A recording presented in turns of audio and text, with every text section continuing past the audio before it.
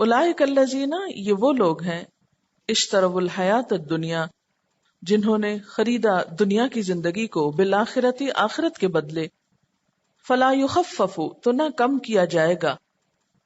یخفف کا لفظ تخفیف سے ہے، تخفیف اردو میں استعمال ہوتا ہے نا، تو اس کا روٹ ہے خے فے فے، خفا، ہلکا کرنا، بوجھ یا ذمہ داری میں کمی کرنا. مادی اور مانوی دونوں معنوں میں استعمال ہوتا ہے. مادی کیا ہوتا ہے؟ جس چیز کو ہم چھو سکے. مادہ کیا ہوتا ہے؟ میٹر کیا ہوتا ہے؟ جس کو ہم چھو سکیں یا دیکھ سکیں یا چکھ سکیں. اور مانوی کیا ہوتا ہے؟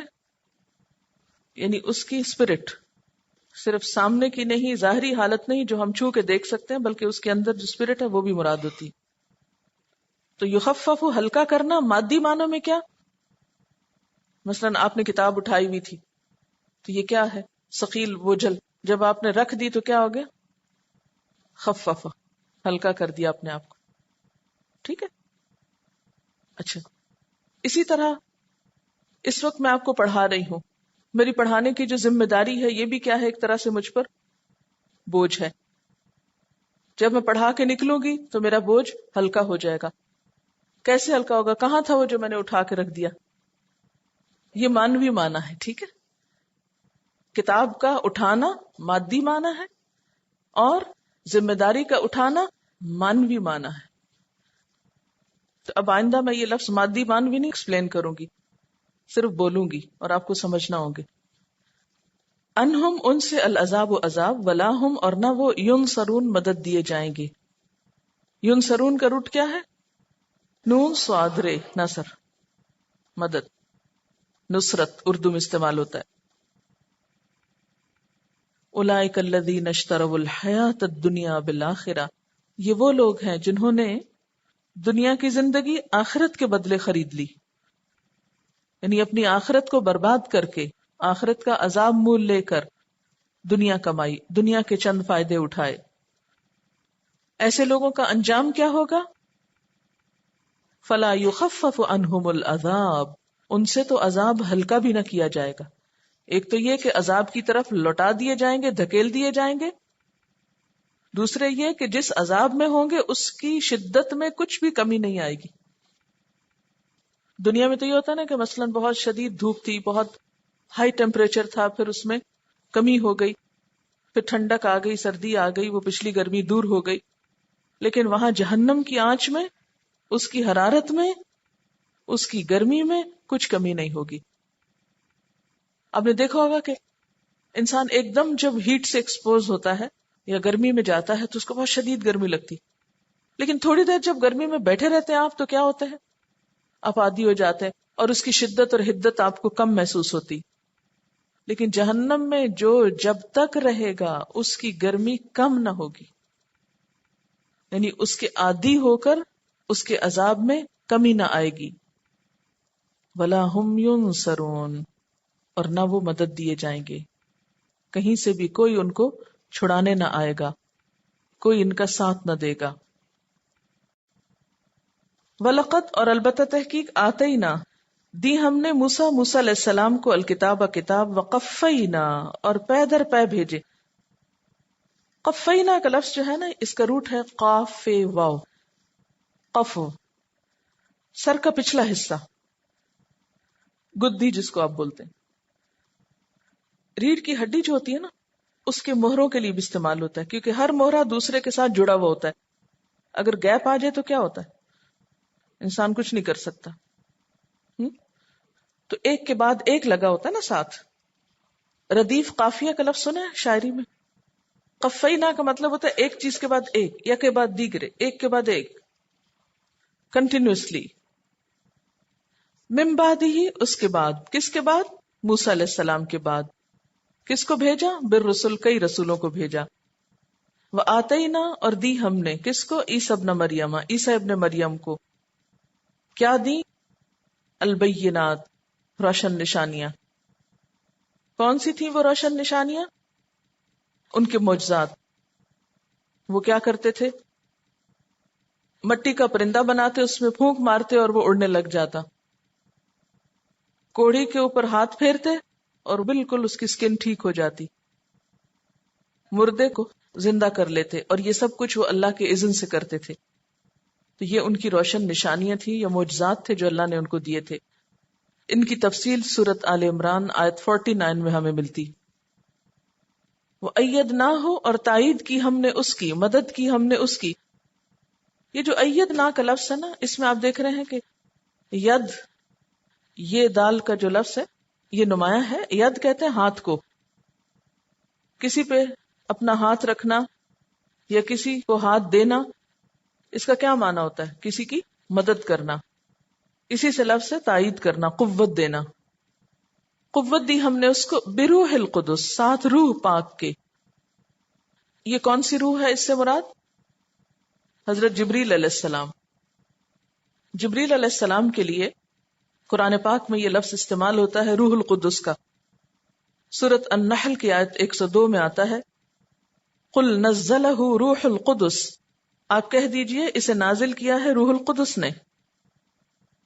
حضرت حسان بن ثابت کا شعر ہے جس میں جبریل علیہ السلام کے لیے یہ لفظ استعمال ہوا ہے وَجِبْرِيلُ رَسُولُ اللَّهِ فِينَا وَرُوحُ الْقُدُسِ لَيْسَ لَهُ كَفَا.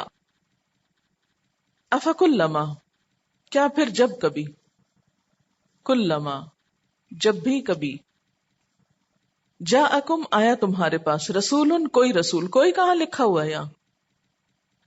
رسول جو ہے اسم نکرہ ہے، اسم نکرہ، نکرہ نہیں بولتے، کیا بولتے؟ نکرہ. اسم نکرہ جو ہے اس کی پہچان کیا ہوتی ہے کہ اس کے آخر میں تنوین ہوتی، تو اس کا ترجمہ ایک یا کوئی سے کیا جا سکتا ہے. اس لیے چاہے نہ بھی کوئی کا لفظ عربی میں لکھا ہو، اس کی تنوین ہمیں بتا رہی ہے کہ اس میں کوئی کا مفہوم چھپا ہوا. جب بھی کوئی رسول آیا، بما ساتھ اس کے جو، لا نہیں، تہوا پسند کیا. تہوا کا روٹ ہے ہے واو یہ ہوا. ہوا کہتے ہیں خواہش نفس کو، اور اس کی جمع ہے اہوا، خواہشات.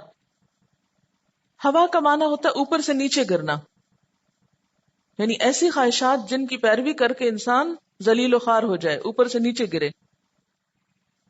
وہ خواہشات جن میں انسان کے لیے کوئی بھلائی نہ ہو، پسند کرنے کے لیے بھی آتا ہے.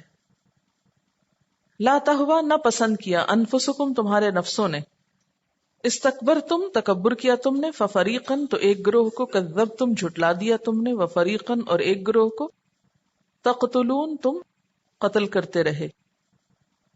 اللہ تعالیٰ نے بنی اسرائیل کو کچھ اور باتوں کا احساس دلایا.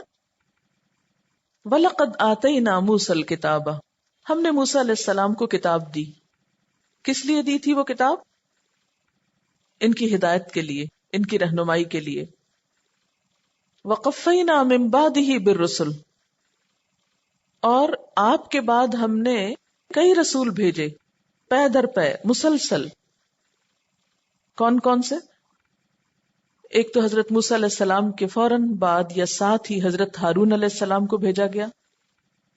اس کے بعد ذوالکفل علیہ السلام، پھر الیاس علیہ السلام، پھر الیسع، پھر داؤد، پھر سلیمان علیہ السلام، پھر اسی طرح حضرت عزیر، حضرت یونس، حضرت زکریا، حضرت یحییٰ اور حضرت عیسیٰ علیہ السلام.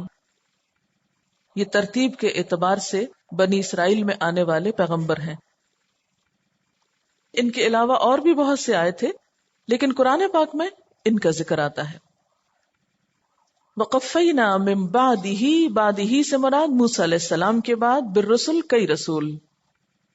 وَآتَيْنَا عِیسَى ابْنَ مَرْیَمَ الْبَیِّنَاتِ، اور دی ہم نے عیسیٰ ابن مریم کو کھلی نشانیاں. چونکہ سب سے آخر میں حضرت عیسیٰ علیہ السلام آئے تھے تو خاص طور پر ان کا ذکر کیا گیا کہ ہم نے ان کو کھلی نشانیاں دی، روشن نشانیاں دی، معجزات عطا کیے.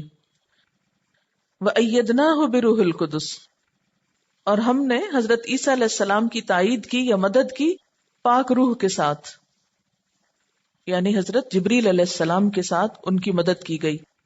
اور وہ مدد کیا تھی کہ جب آپ پیدا ہوئے آپ کی پیدائش سے پہلے حضرت جبریل علیہ السلام کو اللہ تعالیٰ نے ان کی والدہ کے پاس بھیجا تھا اور انہوں نے آپ پر پھونک ماری تھی، جس کے نتیجے میں ان کی ولادت ہوئی تھی۔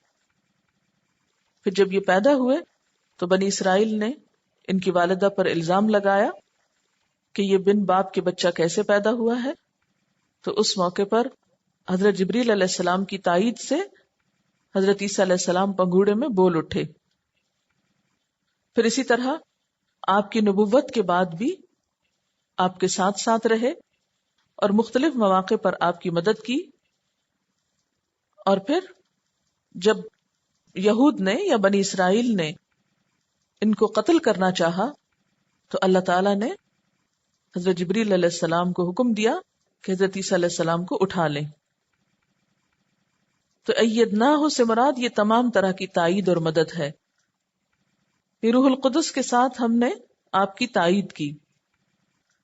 افکلما جاءکم رسول، کیا پھر جب کبھی تمہارے پاس کوئی رسول آیا، بما لا تہوی انفسکم، جو تمہارے نفسوں کو پسند نہ آیا، استکبرتم، تو تم نے تکبر کیا۔ تمہارے پاس جب کبھی کوئی رسول آیا جو تمہیں اچھا نہ لگا یا جس کی باتیں تمہیں پسند نہ آئیں تو تم نے تکبر کیا۔ تکبر کی تعریف کیا ہے؟ تکبر کی ڈیفینیشن کیا ہے؟ بطر الحق وغمت الناس۔ بطر الحق کا مطلب ہوتا ہے حق کا انکار، حق کو نہ ماننا، اور غمت الناس لوگوں کو حقیر سمجھنا۔ تو استکبرتم، نے تکبر کیا، یعنی حق کا انکار کیا اور پیغمبروں کی بات کو قبول نہ کیا، پیغمبروں کی بات کو چھوٹا سمجھا۔ لہذا ففریقا کذبتم، ایک فریق کو تم نے جھٹلا دیا۔ جھٹلا دیا سے مراد کیا ہے؟ نبی ہی نہیں مانا، ان کو نبی کا درجہ ہی نہیں دیا، ان کی باتوں کو بھی نہیں مانا۔ وفریقا، اور ایک گروہ کو تقتلون، تم قتل کرتے رہے ہو۔ کن کو قتل کیا؟ حضرت زکریا علیہ السلام کو، حضرت یحییٰ علیہ السلام کو، اور حضرت عیسیٰ علیہ السلام کو قتل کرنے کی کوشش کی۔ اور اس کے علاوہ دیگر پیغمبر بھی جن کا ذکر قرآن پاک میں نہیں آتا، کیونکہ فریق جو ہے وہ صرف 2 پیغمبروں کے لیے نہیں آتا، زیادہ کے لیے آتا ہے۔ وقالو، اور انہوں نے کہا، کنہوں نے کہا؟ یہود نے کہا۔ کیا کہا؟ قلوبنا، ہمارے دل، غلفن، غلاف والے، ہمارے دل غلاف میں ہیں، لپٹے ہوئے ہیں، تمہاری کوئی بات ہمارے دل پر اثر نہیں کرتی۔ یعنی ہمارے پاس پہلے ہی اتنی معلومات ہیں کہ آپ کی بتائی ہوئی باتیں ہمارے اندر نہیں جاتی۔ بلکہ لعنہم اللہ، لعنت کی ان پر اللہ نے۔ کن پر؟ یہود پر۔ کیوں؟ بکفرہم، ان کے کفر کی وجہ سے۔ فقلیلا ما، اصل میں قلیل کا مطلب ہوتا ہے تھوڑا، لیکن اگر اس کے آگے ما لگ جائے تو اس کا مطلب ہوتا ہے بہت ہی تھوڑا۔ یعنی قلیل میں مزید شدت پیدا کرنے کے لیے قلیلا ما کا لفظ استعمال ہوا۔ جیسے بئس کا مطلب ہوتا ہے برا، لیکن بئس ما بہت ہی برا، کتنا برا۔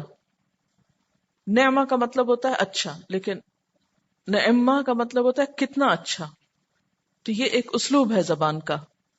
تو قلیلا ما، کتنا کم، یؤمنون، وہ ایمان لاتے ہیں۔ وقالو، اور وہ کہنے لگے، یعنی جب پیغمبروں نے آ کر ان کو کوئی بات بتائی تو انہوں نے کیا کہا؟ آگے سے ان کا ریئیکشن کیا تھا؟ قلوبنا غلف، ہمارے دل غلافوں میں ہیں۔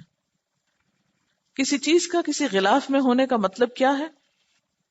کہ وہ محفوظ ہے، بند ہے اندر۔